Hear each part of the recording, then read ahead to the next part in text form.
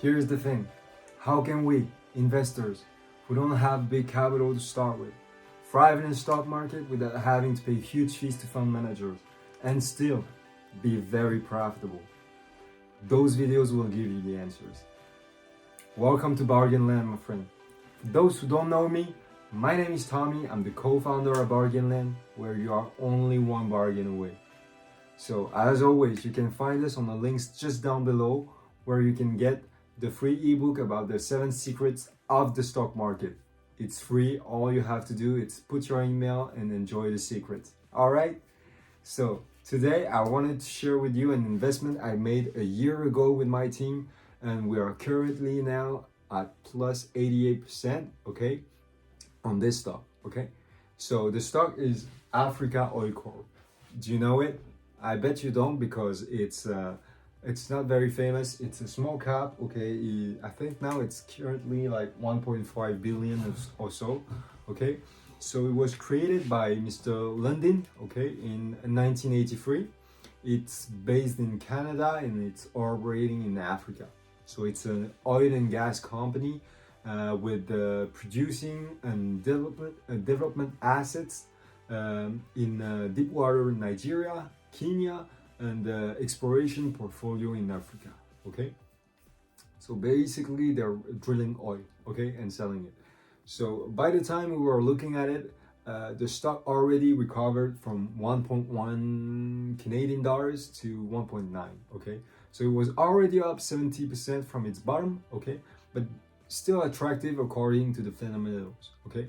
So the market cap was roughly 800 million at the time, okay?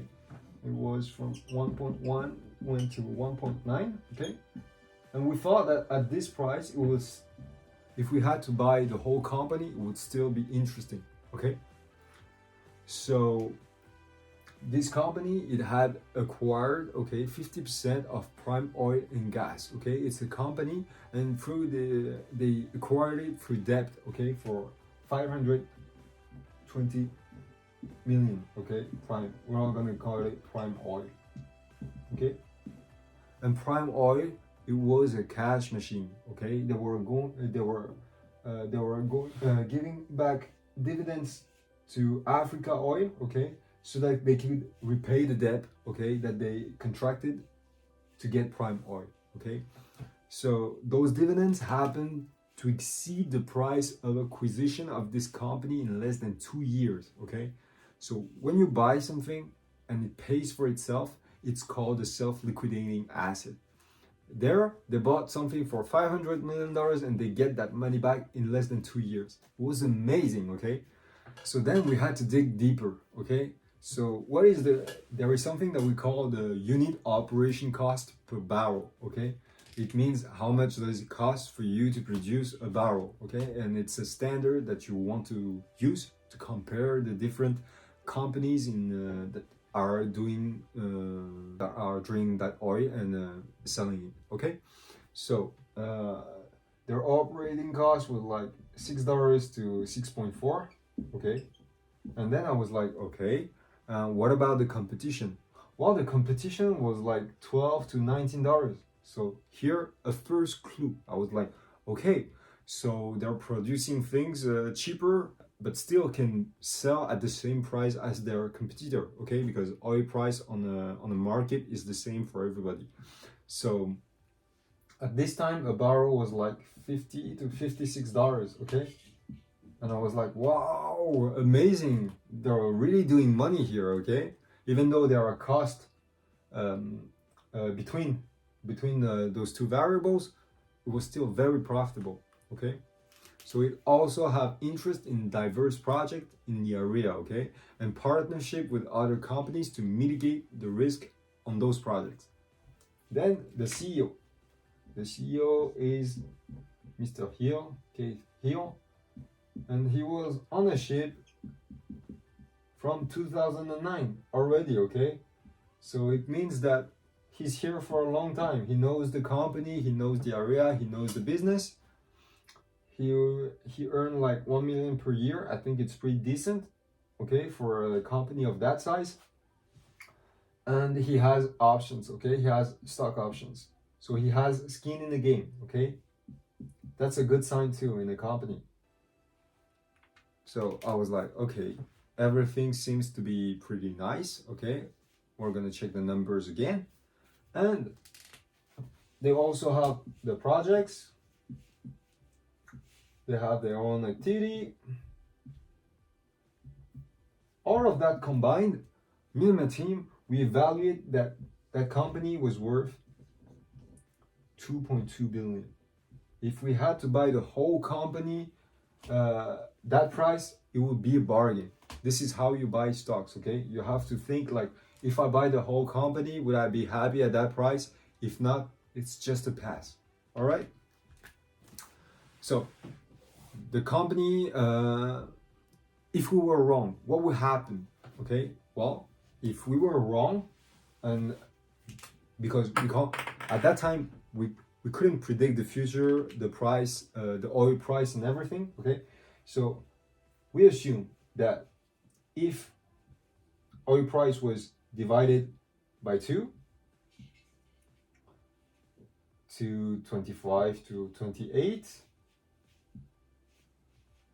we would still have a company that would generate at least 100 million cash flow per year, okay? So even if we were wrong, it would still been a decent investment, okay? So the company was profitable, lowering its debt surely, getting huge dividends. Why was the stock price so depressed? Okay. Well, we can see it through the lens of the other investors. Okay. First, there is not enough coverage. Okay. Nobody is interested in companies of that size. If you're a mutual fund, if you're a big hedge fund, okay, you don't buy those kind of things. Okay. If you're managing like 100, 200, 500, or even a $1 trillion asset, it won't make a difference if this investment is doubling or tripling, okay? But for you, for me, investing 100K on that kind of investment, or maybe 20K, or maybe 10K, okay? Just double it, it makes a difference, okay? It's creating wealth, okay? Meaningful wealth. This is why, first, no coverage, okay? And then the oil price was very low at the time, okay? At the time the stock went down, it was because like a barrel was like $20. I don't know if you remember, during COVID, it was really cheap, okay? And then the operations, okay? They were in Nigeria. And I don't know if a lot of people go to Nigeria, but for many of them, many of those investors, it has bad reputation with the pirates that are in this part of the world, okay? But the truth is, okay, the pirates, it was not supposed to be a determining factor, okay? Because the locations of the operations, they were out of reach of the pirates, okay? There were barriers, there was offshore installments, and that could lower the possibility of a successful attack, okay? Not mentioning security. So then it also comes to the fact that those companies, really, they are not big enough for big money. So when nobody is interested in it, you know, this is where you have bargains, okay?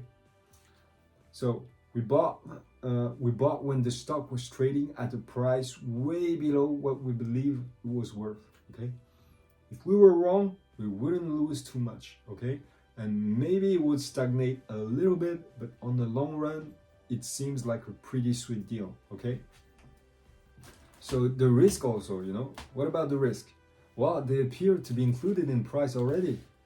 Management used the free cash flow to pay off its debt and then start also a repurchasing share program. They were buying back shares, meaning that they have faith in the future that they can generate more cash flow, okay? So they also began to distribute a dividend, okay? It's not that big. We didn't plan for it. It was like 2%, okay? But still good. So a profitable company with a competent, honest management with skin in the game, with risk priced in already, and oil prices that were going up on an uptrend, okay? Because now I think it's 90, okay, a barrel. So I think they're making a ton of money, okay? So what more could we ask for? Well, after a year, It is now trading at 3.3, 3.4, okay, Canadian dollars. So we have now a plus 88% latent profit on our investment before taxes. So we believe there is still room to go, okay, but we won't add more, okay, because now on the current environment, there are a lot of opportunities that are better than this one, okay. And when better opportunities arises, you need to deploy your resources, okay. You don't have $1 billion, so you can't pour your money anywhere, okay. You have to choose, and you have to choose your best opportunities, okay. So I hope this is what you will be looking for in a stock market. You have to look for no-brainers. It means that if you're wrong, you still win money. If you're right, you're gonna make outsized return, okay? And when I mean outsized return, 88% a year, it's pretty good, okay? I don't know if you're doing that on your portfolio. If yes, congrats. If not, buy bargains. So what we did here, it's pretty easy, okay? We were just assessing the value of the company, okay? We were assessing the worst possible outcome, and then we were seeing if the odds were heavily stacked in our favor. So what can we learn from that? It's not only about money, okay? It's that you have to go where you want to go, okay? Even if nobody wants to go with you, because there might be something for you, all right? And well, let me tell you a story. I don't know where I read it. I think it's in Peter Diamandis' book, okay? I think it's the book on abundance. And it goes from two men, okay? Two men, they're from Europe or I don't know where, okay? But a rich country, okay? And they come to Africa, and there are rooms everywhere, okay? There are no water here, no water supply. The food is not the same, okay? It's not a 5-star hotel that is waiting for them, okay? But there is those two guys, they have two mindsets. The first one, he just go back, you know, and he said, "Whoa, there's nothing to do, man. There's nothing. No water, no light, no good food, nothing, okay? I can't do business here." And what about the other guy, okay? He's the same as us, okay? He go where he wants, okay? Where nobody wants to go, he go. And what does he say? He said, "Man, this is amazing here. There is nothing, but there is everything to build, okay? There are tremendous opportunities here." And this is what we're talking about. I hope you learn a thing or two. If this is what you want, if you want to take low risk and have high returns, this is the way to go. It's to buy bargains. If you want to learn more, tell me what videos you want me to do next time. I'll be glad to do, okay? We're here to serve, here to share. And don't forget the free ebook, okay? It's free, it's on a link down below, and I hope to see you next time. Cheers.